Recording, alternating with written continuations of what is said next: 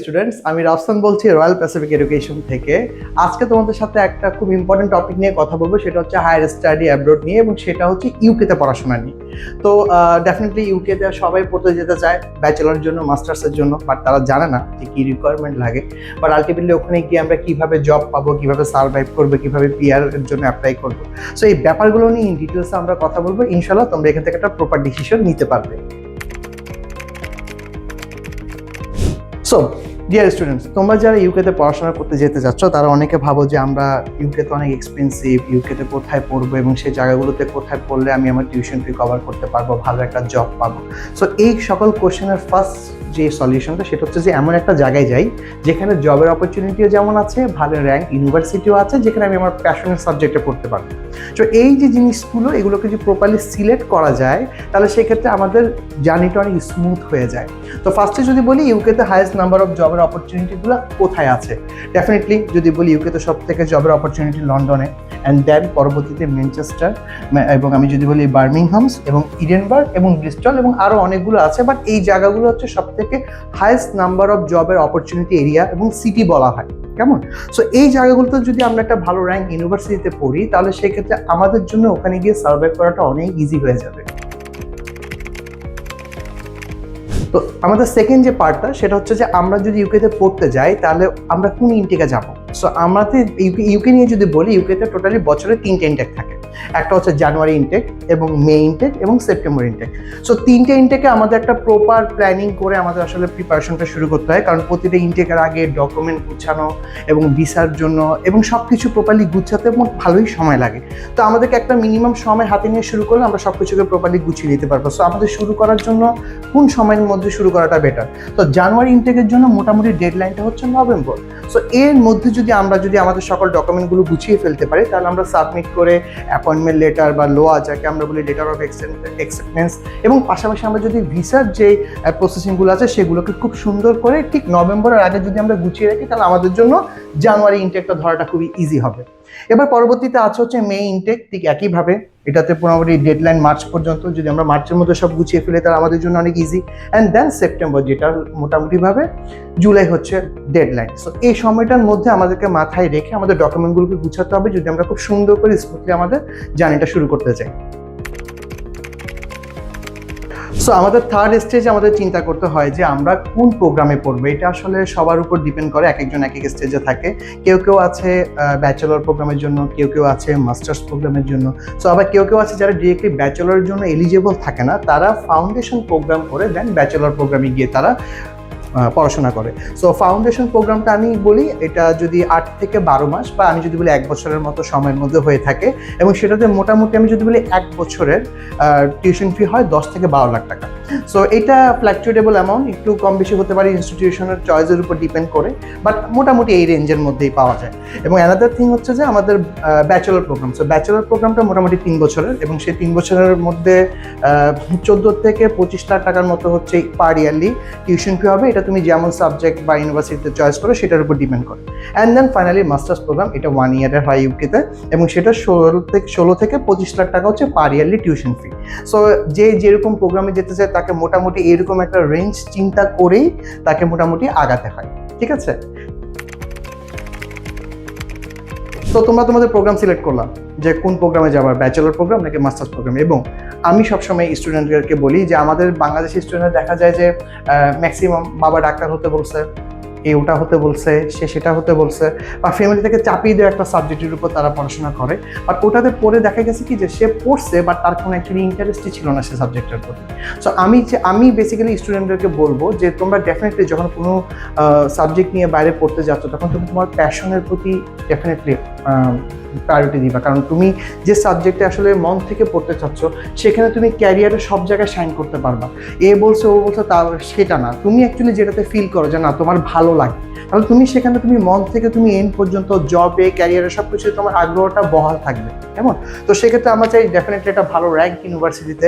আমাদের ইউকেতে অনেক ভালো ভালো র্যাঙ্ক ইউনিভার্সিটি আছে, যে ইউনিভার্সিটিগুলোতে ভালো সাবজেক্টে পড়া যায়, ভালো এনভায়রনমেন্টে পড়া যায়। তো সেক্ষেত্রে ভালো একটা র্যাঙ্ক ইউনিভার্সিটি চুজ করে এমন একটা সাবজেক্ট পড়া উচিত যেখানে আমি প্যাশনেট। তাহলে আমি সেই প্যাশনের সাবজেক্টে আমি আমার ক্যারিয়ার থেকে সব কিছুতে আমার নিজের থেকে আগ্রহ থাকবে করার, চাপে পড়ে বা হ্যাঁ এটা শুনে না। নিজের সবসময় এই ক্ষেত্রে পছন্দকে প্রায়োরিটি দেওয়া উচিত। সো আমি বলি যে ভালো একটা র্যাঙ্ক ইউনিভার্সিটিতে এবং ভালো একটা কোর্সে পড়লে ডেফিনেটলি এটা তোমার জন্য অনেক ভালো হবে এবং তোমার পড়াশোনাকে তুমি এনজয় করবা, ঠিক আছে? এবার তোমরা যারা ব্যাচেলর এবং মাস্টার্সে পড়তে যাচ্ছ তাদের ডেফিনেটলি জানতে হবে যে তাদের এলিজিবিলিটির জন্য কি পরিমাণ রিকোয়ারমেন্ট রেজাল্ট লাগে। হ্যাঁ, তো সেই ব্যাপারে বলবো।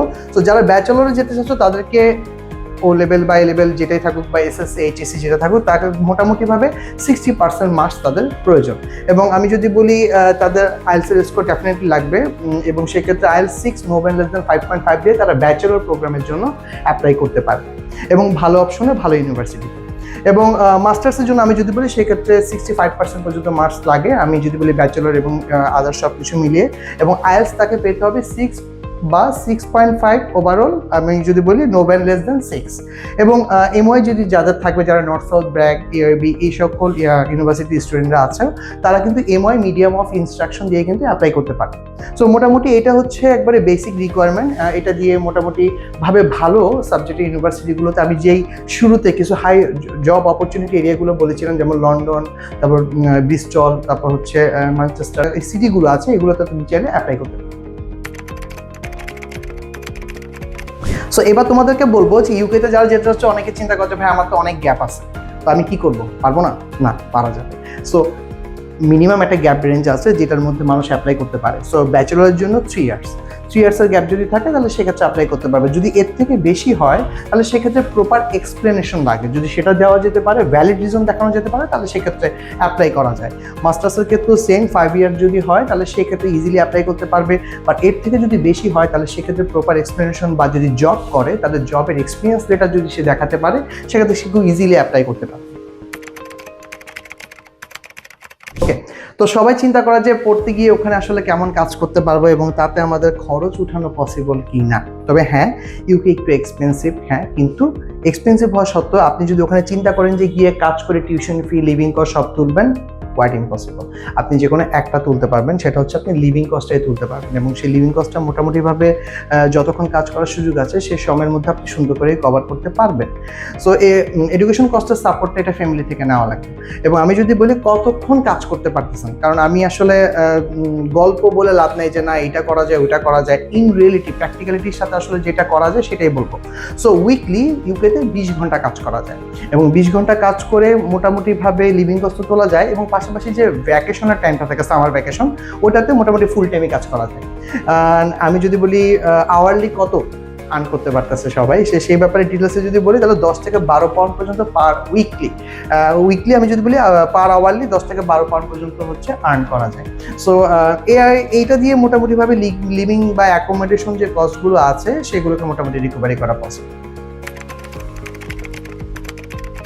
তো সবাই অ্যাকচুয়ালি চায় যে আসলে ইউকেতে পিআর পেয়ে সেট হতে, সবার একটা গোল থাকে যে লেখাপড়া শেষ করে কাজ করে সেট হওয়াটা।